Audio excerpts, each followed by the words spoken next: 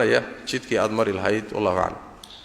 jazakallahu khayran su'aasheenna 443 waxay leedahay gabadhani assalaamu calaykum ninkayga ayaan ka gatay dalqadihii imise dhiig baan tirsadaa cuddo ahaan masaladaasi waa masalada la yiraahdo khulucu waa in dalqadaha wax la dhaafsado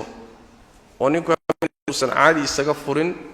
balse uu dalqadihii wax ka dhaafsado مثلا meherkii inay ka cafiso saasoo ku furay shartigaas inay xoolo siiso ayuu ku furay shartigaas inay xaq ay leedahay ka tanaasusho ayuu ku furay sharti buu ka dhigay sida markuu ku furo khuluc baa la yiraahdaa khulucu ahkaam badan buu kaga gadisan yahay talaaqa iyo furitaanka haweeneydii marka qaabkaasi lagu furay oo la khulcay oo mukhtalicada ah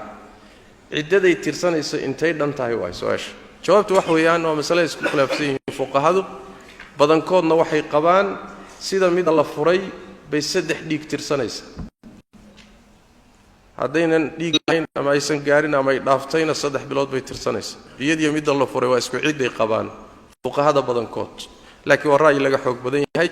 sida xooga badan ee sunnada nabigu ku tustay sallallahu alayhi wasallam haweeneyda noocaas waxay cidda tirsanaysaa hal caaday ku cidda tirsanaysaa hal caada haday hesho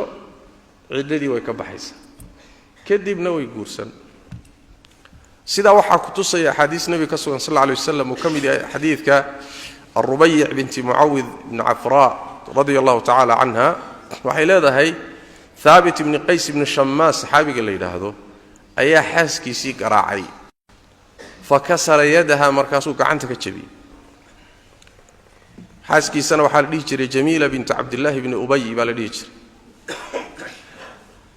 markaasaa walaalkeed baa u yimid nabiga sallallahu alayhi wasallam asagoo dacwo ah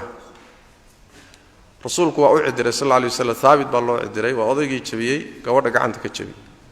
markaasuu nabigu wuxuu ku yiri sallallahu alayhi wasallam khudhi alladhi laha alayka wa khalli sabilaha wixii aad kulahayd oo siisay oo meher ka qaado sidaayo farahana ka qaad waayahay buu sida gabadha markii lagu furay fa amaraha rasuulullaahi sallallahu alayhi wasallam an tatarabbasa haydatan waahida nabigu markuu wuxuu amray inay sugto intay ka helayso hal caada fatalhaqa bi ahliha kadibna ay reerkoodii aaday guur haday artay guursato macna tirmidhi iyo nasaa'i baa soo saaray sanadkiisuna sahih waxa islamida xadiidka Abdullah ibn Abbas wuxuu leeyahay haweeneydii Thabit ibn Qays way khulcatay oo waxay isku furtay meherkii oo celisay nabigu ciidadeedii wuxuu ka dhigay hal xayd buu ka dhigay Abu Daawud iyo Tirmidhi iyo Darqutni yaa soo saaray wana xadiidka hore marka lagu xoojiyo saxiixa Hakim iyo Dhahabi iyo Sheikh Albani yaa saxiixinaya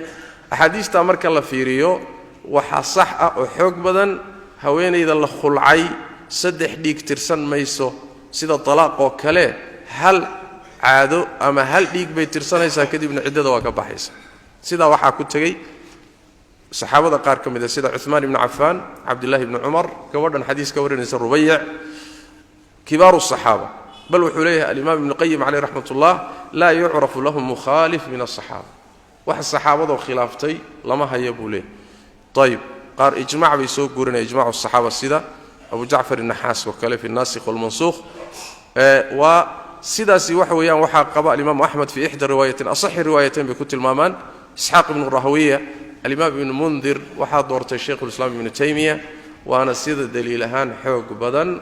وسيدة فسخ وكلوه فسخ الله ميدو فسخنا هل عاديك عدة الصدار على الصحيح واسم مسألة خلافية والله أعلم